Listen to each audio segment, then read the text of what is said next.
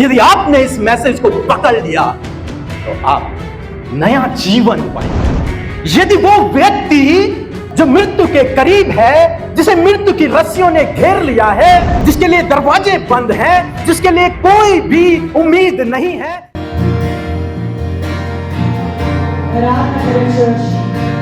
वो जो वही मां की ओर है, वो जो आपकी ओर है,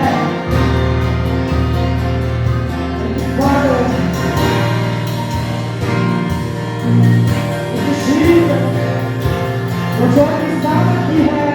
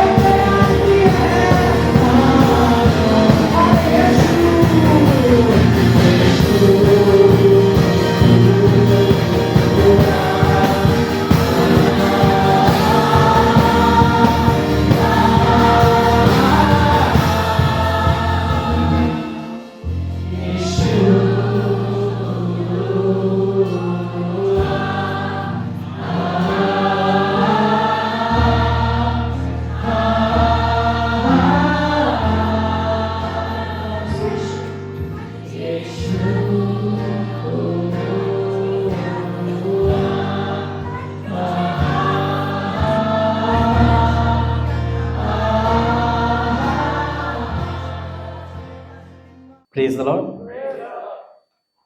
हालेलुया। आज का मैसेज मैंने तैयार नहीं किया, मैंने खुद से प्लान नहीं किया कि मैं पौड़ी में जाकर क्या प्रचार करूंगा। और ये मैसेज अगर मैं यूं कहूं कि खुदा ने मुझे स्वर्ग से दिया है तो इसमें कोई दोहराए नहीं होगा।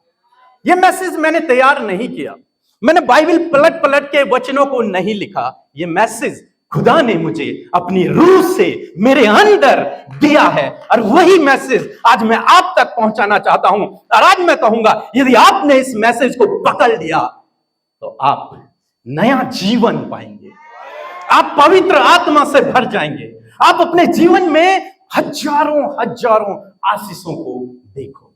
कुछ दिन पहले की बात है, मुझे रात को एक दर्शन आता है नींद में, और उस दर्शन में मैं एक हॉस्पिटल में हूं और हॉस्पिटल में एक व्यक्ति है, एक भाई है जो बहुत बीमार है, यहां तक कि वो वेंटिलेटर में रखा हुआ है और उसके रिश्तेदारों ने कह दिया है कि अब इसका बचना मुश्किल है।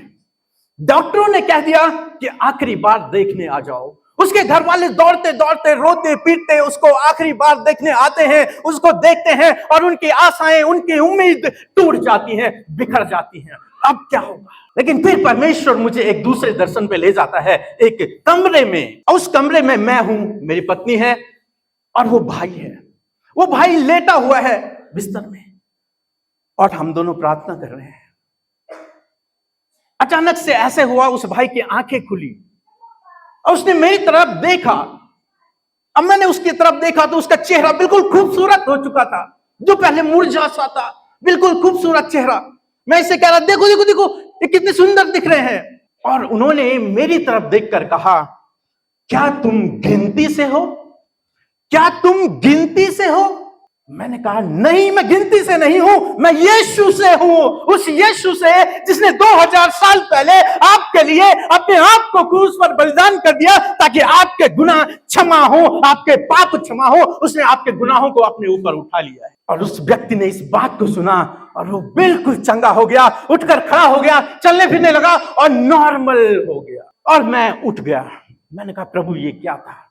ये कैसी बात थी? सब कुछ तो समझ आया, लेकिन एक बात समझ नहीं आई, क्या तुम गिनती से हो? मैंने कहा, ये गिनती क्या है प्रभु?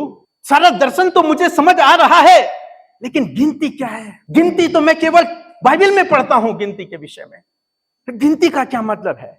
उस बीमार व्यक्ति ने मुझसे क्यों पूछा, प्रभु कि तू गिनती से है? मैंने कहा, नहीं, मैं यीशु से हूं। एक दिन बीत गया, मैं सोच रहा प्रभु क्या हुआ, प्रभु ये गिनती का मतलब क्या है। तब प्रभु ने मुझसे कहा कि गिनती पढ़। और मैंने गिनती की किताब निकाली, गिनती की किताब को खोला, परमेश्वर मेरे ध्यान को 21 अध्याय में लेके गया। 21 अध्याय मैंने खोला। 21 अध्याय में एक घटना के विषय में लिखा हुआ है कि इजरायलियों ने जब परमेश्वर के विरोध में कुड़कुड़ाए, मूसा के विरोध में कुड़कुड़ाए, तो परमेश्वर ने तेज विष वाले सांपों को उनके बीच में भेज दिया।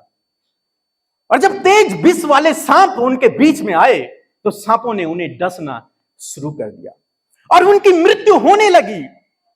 कुछ समय बाद इजरायली समझ गए और वो दौड़कर मूसा के पास गए।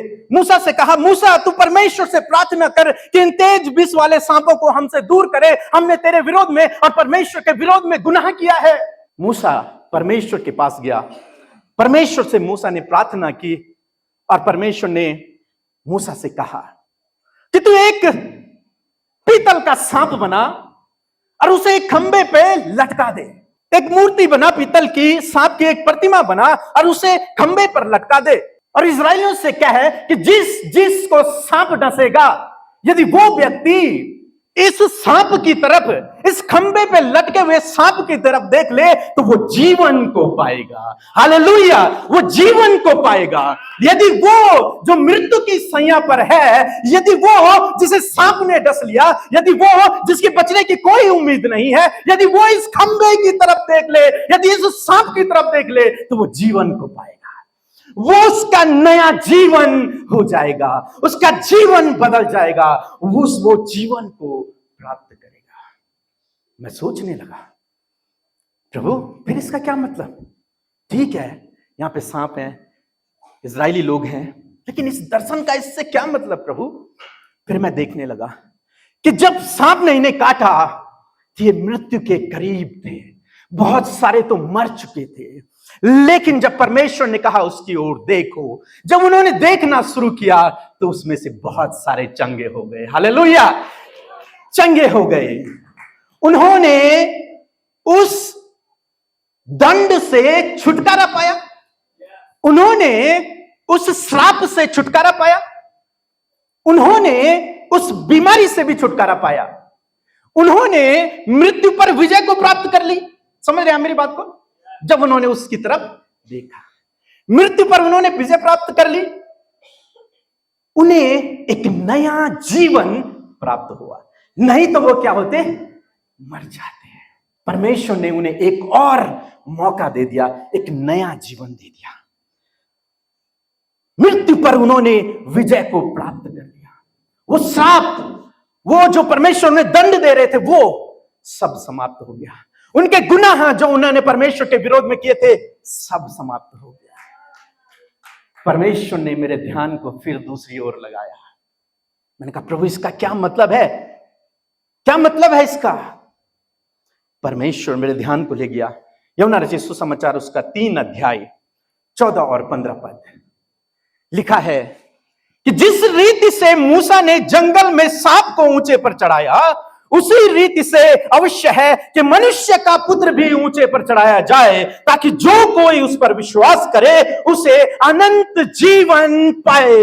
हालेलुया, जो कोई उस पर देखे वो अनंत जीवन पाएगा। जिस किसी ने उस सांप की ओर देखा, उसने जीवन को पाया, उसने चंगाई को पाई, उसने छुटकारे को पाया, उसने मृत्यु पर विजय प्राप्त कर लिया। और प्रभु का वचन कहता है कि जिस तरह से वो सांप लटकाया गया, उसी तरह से प्रभु यीशु मसीह भी लटकाया जाएगा। और जब प्रभु यीशु मसीह लटकाया जाएगा, मैं आपसे कहूंगा कि जो कोई उसकी तरफ देखेगा वो जीवन को पाएगा, उसके गुनाह क्षमा हो जाएंगे, वो छुटकारे को पाएगा, उसके श्राप, उसके पाप सब मिट जाएंगे, उस पर फिर दंड की आज्ञा नहीं। जिस किसी ने उस यीशु की ओर देखा जो क्रूस पर लटका हुआ है, प्रभु ने कहा यदि वो व्यक्ति भी जो मृत्यु की सैया पर है, यदि वो उस क्रूस पर देख ले तो वो जीवन को पाएगा, वो नए जीवन को पाएगा, वो जीवन को प्राप्त करेगा।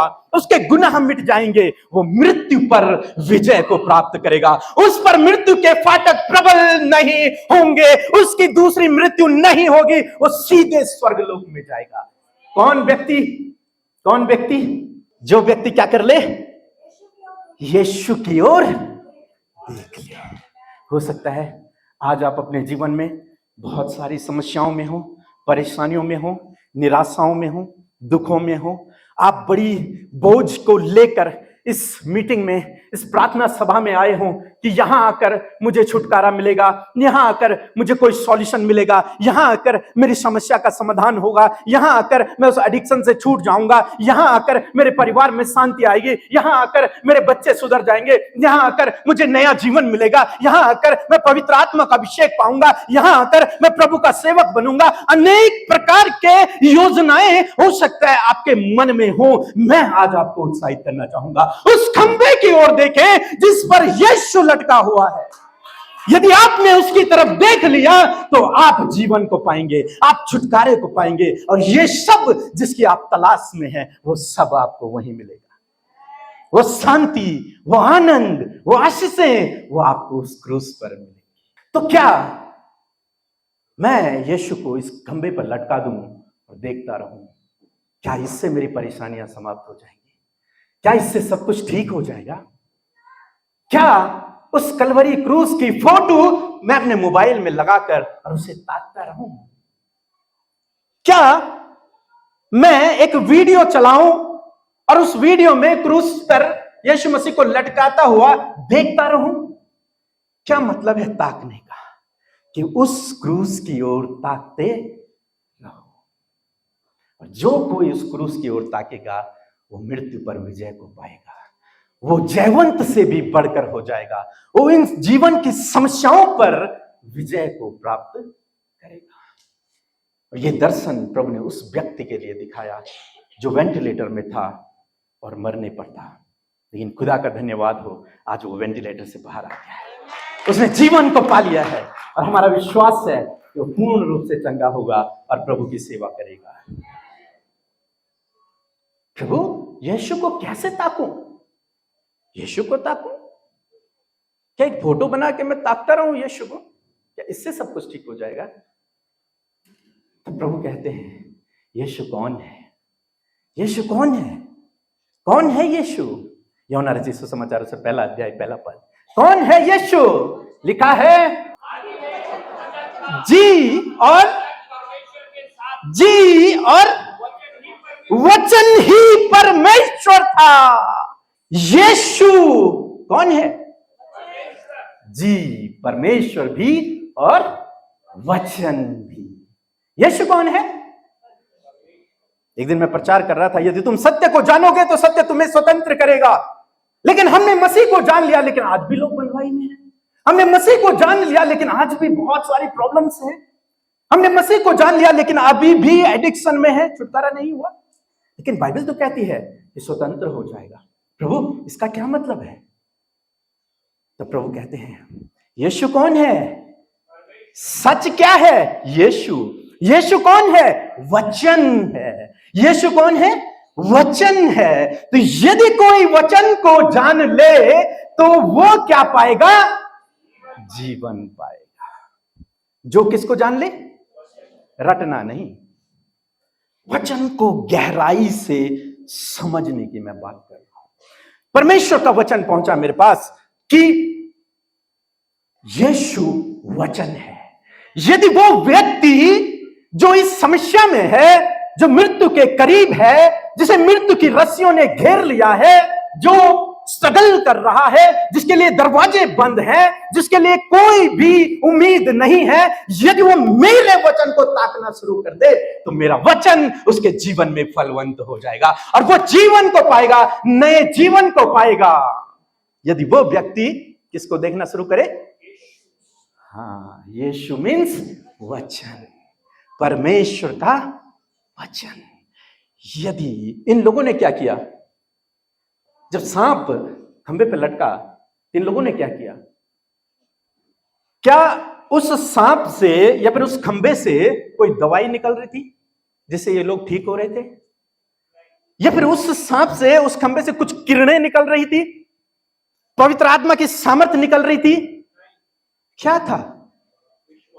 जी, जब वो उस खंबे, वो तो खंबा ही है, वो तो पीतल का ही सांप है, लेकिन जब वो उसे देखते तो उन्हें याद आता कि परमेश्वर ने कहा है जो कोई इसे देखेगा वो जीवन को पाएगा। और जब उन्होंने उस वचन पर विश्वास किया तो उन्होंने जीवन को पाया। नहीं तो कोई दवाई नहीं निकल रही थी वहां से, कोई वैद्य नहीं बैठा था वहां। उन्होंने परमेश्वर के वचन को, परमेश्वर के वादे को याद किया उसे देखकर। और जब उन्होंने उस खंबे को देखकर परमेश्वर के वचन को याद किया, उसने जीवन पाया। सबने नहीं, सबने नहीं, लिखा है जिसने, सबने नहीं, जिसने उस खंबे की ओर देखा उसने जीवन को पाया, वो जीवित रहा। आज शाम में मैं आपको उत्साहित करना चाहूंगा, परमेश्वर के वचन की ओर देखें, परमेश्वर के वचन की ओर देखें, परमेश्वर के वचन की ओर देखें। और जब वचन आपसे बात कर ले तो मेरा एक मैसेज है, उसे कंसीव कर लें, अपने हृदय में उसे कंसीव कर ले। जिस प्रकार एक स्त्री बच्चे को गर्भ में कंसीव करती है, उसी प्रकार से आपको परमेश्वर के वचन को अपने हृदय में कंसीव करना होता है। ये मेरा एक मैसेज है, आप यूट्यूब पे देख सकते हैं। तो इन्होंने उसको देखा और चंगे हो गए, जीवन को पाया। दूसरी बात, प्रार्थना। मूसा ने क्या किया? प्रार्थना। मूसा परमेश्वर के पास गया, प्रार्थना किया। जब प्रार्थना किया उसे सॉल्यूशन मिल गया, उस समस्या का उसे समाधान मिल गया। आज आप निराश हैं, आज आप दुखी हैं, आज आप परेशानी में हैं, आज आपके जीवन में स्ट्रगल चल रहा है, चाहे कुछ भी आपके जीवन में क्यों ना हो, आपको ये दो काम करने हैं। परमेश्वर का वचन उठाना है, उस पर भरोसा करना है और उसको लेकर आपको प्रार्थना करना है। आपके जीवन में कार्य होगा, निश्चय आपके जीवन में कार्य होगा। एक समय की बात है जब मैं सेवा की शुरुआत कर रहा था और मेरे पास कुछ रोजगार नहीं, कुछ पैसे नहीं, जेब खाली, यहां तक कि कपड़े पहनने के लिए भी कुछ नहीं था। और मैं किसी से मांगता भी नहीं था, घर से सब कुछ ले सकता था पर नहीं दिया। अकेला मैं रहता था, मेरे दोस्त थे, वो लोग अपने काम पे जाते, अपनी सेवा पे जाते, मैं अकेला घर में बैठकर उनके लिए खाना बनाता, उनके लिए रोटियां बनाता। ऐसे समय में मैंने कहा, प्रभु मैं रोज प्रार्थना कर रहा हूं लेकिन कुछ नहीं हो रहा, महीने बीत गए। परमेश्वर ने कहा, वचन की ओर ताक, वचन की ओर ताक। मैंने वचन उठाया कि यूहन्ना रचित सुसमाचार 16 अध्याय 20 पद, तुम्हें शोक होगा परंतु तुम्हारा शोक आनंद में बदल जाएगा। और जानते हैं क्या हुआ? मैंने इस वचन को पकड़ा, इस वचन को अपनी दीवार पर लिख दिया और रोज इस वचन के लिए प्रभु का धन्यवाद किया, इसे अपने हृदय में कंसीव कर दिया और आज प्रभु ने मेरे दुखों को आनंद में बदल दिया है। हालेलुया। अब मेरे जीवन में कोई दुख नहीं रहा, सब मिट गए। वचन की ओर ताकें, आपके लिए भी ऐसा ही होगा। एक और वचन प्रभु का मेरे पास पहुंचा, प्रकाशित वाक्य 3:8, मैं तेरे कामों को जानता हूं, मैंने तेरे सामने एक द्वार खोला है जिसे कोई बंद नहीं कर सकता। मैंने उसे भी लिख दिया और उसकी ओर ताकने लगा। किसकी ओर? वचन की ओर ताकने लगा। ताकना मीन्स उसको पूरा होने के लिए मैं धीरज रखने लगा। प्रभु उस वचन को मेरे जीवन में पूरा करेगा, उस पर भरोसा रखने लगा। और जानते हैं क्या हुआ? मेरे लिए एक बड़ा द्वार खोला। आज मैं पूरी दुनिया में प्रभु का सुसमाचार अपने घर के अंदर बैठे बांट सकता हूं। प्रभु ने मेरे लिए एक बड़ा दरवाजा खोला, आशीषों का दरवाजा खोला, परमेश्वर ने मेरे लिए सेवा का दरवाजा खोला। बहुत बड़े बड़े दरवाजे प्रभु ने मेरे लिए खोले। कब? जब हमने यीशु की ओर ताकना शुरू किया। आज शाम में मैं आपको उत्साहित करूंगा, आप इन 3 दिनों में यहाँ पर क्या करने आए हैं? आप क्या करने आए हैं? मैं आपसे कहूंगा कि परमेश्वर के वचन की ओर ताकें, प्रभु के ओर ताकें। जब यहां पर प्रभु के सेवक आते हैं, वो परमेश्वर के वचन को बांटते हैं, उस वचन की ओर ताकें, उसको अपने हृदय में कंसीव कर ले, दूसरे शब्दों में उसे रिसीव कर ले, उसका धन्यवाद करें। वो आपके जीवन में फलवंत होगा, वो वचन आपके जीवन में फलवंत होगा, आप नए जीवन को प्राप्त करें। आज यदि किसी भी परेशानी में आप हैं, कुछ भी समस्या आपके मन में चल रही है, पारिवारिक कुछ भी, मैं आपसे कहूंगा आप प्रभु की ओर ताकें, मीन्स उसके वचन की ओर ताकें, उसका वचन कंसीव कर लें, उसके वचन को रिसीव कर लें, वो वचन आपके जीवन में पूरा होगा। हालेलुया। उत्पत्ति किताब 12 अध्याय 2-3 पद यदि आप पढ़ेंगे तो वहां पर लिखा है, मैं तुझे आशीष दूंगा, मैं तुझे बढ़ाऊंगा, तेरे नाम को ऊंचा करूंगा, तो आशीष का मूल होगा। इस वचन को आपको कंसीव करना है। अब्राहम ने इस वचन की ओर ताका और किसी की ओर नहीं ताका, केवल एक वचन की ओर वो ताकता रहा। आज हमें भी यही करना है, उस वचन की ओर हमें ताकना है, और वो वचन आपके जीवन में निश्चय पूरा होगा। तो दोस्तों, इस दर्शन का मतलब था कि प्रभु की ओर ताकें। मृत्यु की सैया पर पड़ा हुआ व्यक्ति भी उसकी ओर ताकना शुरू कर दे तो वो जीवन को पाएगा, वो नए जीवन को प्राप्त करेगा। अब चाहे आप बीमार हैं, चाहे आप परेशानियों में हैं, चाहे आप कर्जे में हैं, चाहे आप किसी भी समस्या में हैं, चाहे आप एडिक्शन में हैं, कुछ भी आपके जीवन में चल रहा है, आपके बच्चे बिगड़, कुछ भी आपके जीवन में चल रहा है, मैं कहूंगा परमेश्वर की ओर ताकें, उसके वचन की ओर ताकें, वो आपके जीवन में पूरा होगा। आइए हम लोग प्रार्थना करें।